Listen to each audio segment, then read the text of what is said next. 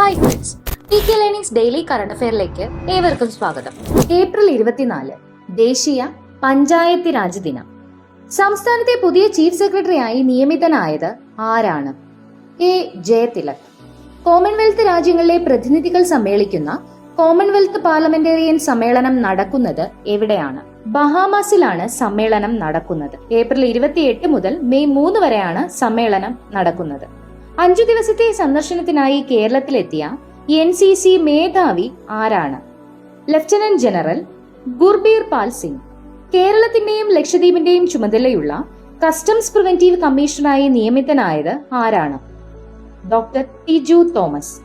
Shaping the energy future challenges and opportunities 2025 എന്ന അന്താരാഷ്ട്ര സമ്മേളനം സംഘടിപ്പിക്കുന്ന ഇന്ത്യൻ സ്ഥാപനം ഏതാണ്? CSIR Indian institute of petroleum.